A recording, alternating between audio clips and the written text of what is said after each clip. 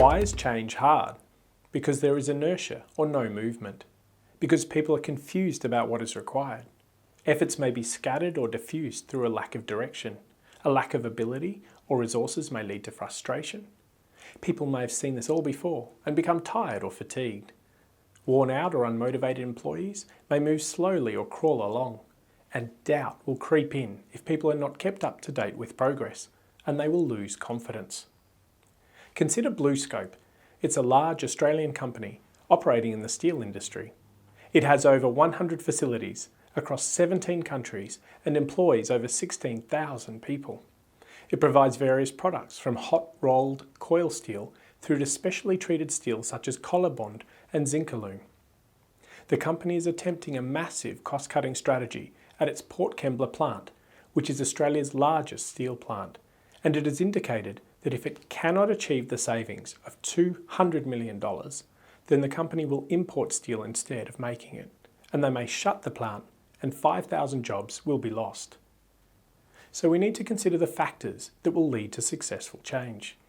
Firstly, we need a compelling case. Is everyone convinced that this is really needed, or do they think managers are just making threats?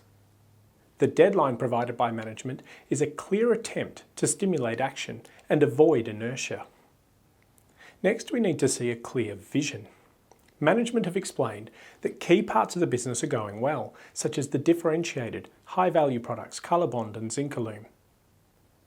The move towards these areas from highly competitive generic steel products is reasonably clear. There is some argument about whether it is a well-defined strategy. This is a huge push to cut an enormous amount of cost that may not be feasible based on the size of the cost and the time frame available. If there is inadequate time or resources in place to implement this change, this will frustrate the change process.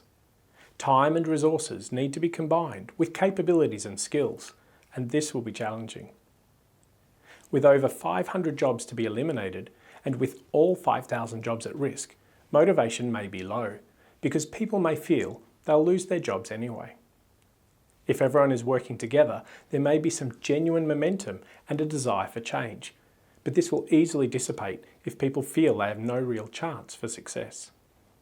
The likelihood of many employees having to deal with the grief of this change, because it involves negative outcomes, regardless of which strategy is pursued, needs to be understood and carefully managed.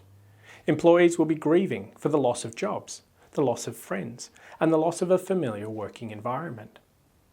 Everything is about to be transformed, and in ways that may not be better. So there will initially be denial that such a change is necessary, followed by anger and attempts to bargain so that the change can be avoided. After this, depression may seep in, which will destroy motivation. Only if the change process is well managed will employees move through these stages towards exploration of new opportunities and a commitment to the new structure. Clear and honest communications throughout the organisation will be essential to make sure people are confident this can be achieved, and how the cost reductions will be put in place.